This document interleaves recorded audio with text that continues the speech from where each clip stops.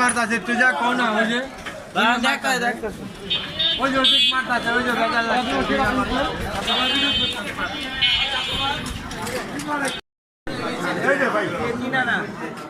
कम छवि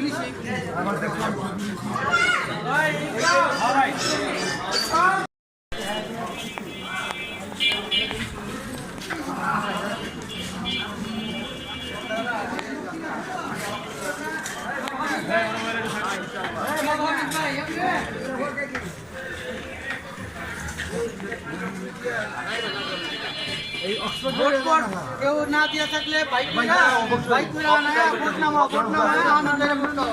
vote নামায় দাও ঠিক আছে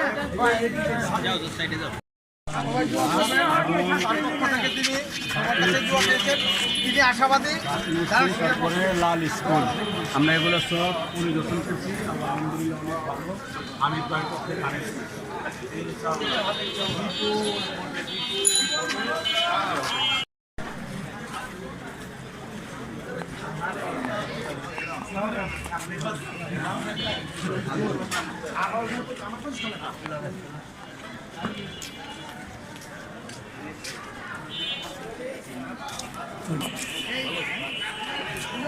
হালাই বোধহয় ফোন দিই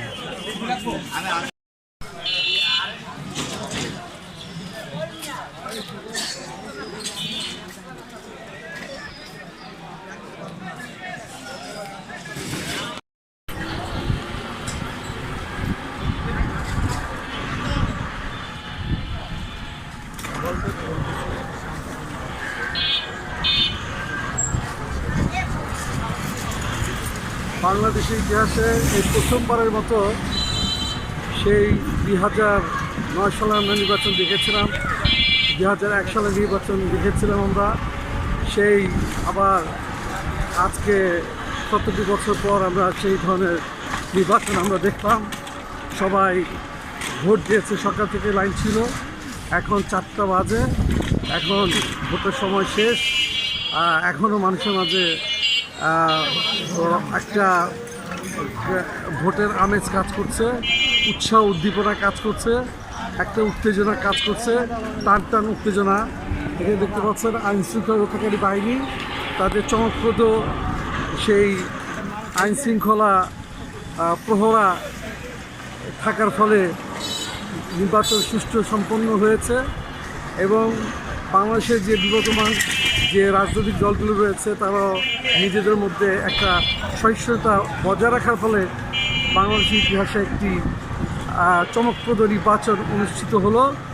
আপনারা দেখতে পাচ্ছেন, আমরা আপনাদেরকে এই নির্বাচনে ঢাকা শহরের পুরনো ঢাকা 10, ঢাকা 7 এবং অন্যান্য যে আসনগুলো নির্বাচন অনুষ্ঠিত হচ্ছে সেগুলো আমরা ভিডিও ফুটেজের মাধ্যমে দেখানোর চেষ্টা করছি। জানি না রেজাল্ট কী হবে, কিন্তু মানুষের মধ্যে একটা উৎসাহ, উদ্দীপনা এবং আনন্দঘন পরিবেশেই মানুষ ভোট দিয়েছে। দূর দূরান্ত থেকে এসে যার যেখানে ভোট কেন্দ্র রয়েছে সেখানে গিয়ে তারা সকাল থেকেই তার নিজস্ব যে ভোটাধিকার সেটা প্রয়োগ করেছে। কেউ এখান থেকে কারো ভোট কেড়ে নেয়নি। আমরা দেখেছি ফ্যাসিস্ট সরকারের আমলে মানুষের ভোট কেড়ে নেওয়া হতো এবং তারা সেই ক্ষমতা থাকার যে সকল ধরনের ষড়যন্ত্রমূলক যে রীতি কাজগুলো রয়েছে সেগুলো সম্পন্ন করত। সেটাই মানুষ অতিষ্ঠ হয়ে সেই কেন্দ্রগুলোতে আর পরবর্তীতে যেত না। এই ডক্টর ইউনূস সাহেবের সবচেয়ে হ্যাঁ, তবে সবচেয়ে বড় সফলতা ডক্টর মোহাম্মদ ইউনূস সাহেব, তিনি সেই স্বৈরাচার ফ্যাসিস্টকে দেখিয়ে দিয়েছেন কীভাবে একটি ফ্রি ফেয়ার এবং ক্রেডিবল ইলেকশন করা যায়। সেই ইলেকশন অনুষ্ঠান করে তিনি আন্তর্জাতিক পর্যায়ে নিজের গ্রহণযোগ্যতাকে আরও বাড়িয়ে তুলেছেন বলে আমরা মনে করছি।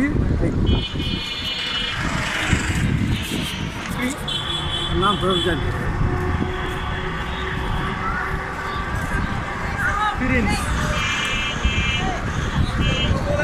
আসসালামু আলাইকুম ভাই। সাহেন ভাই আপনারা দেখলো কোন সাইড? জেজ্জু ভাই দেখছে আপনারা।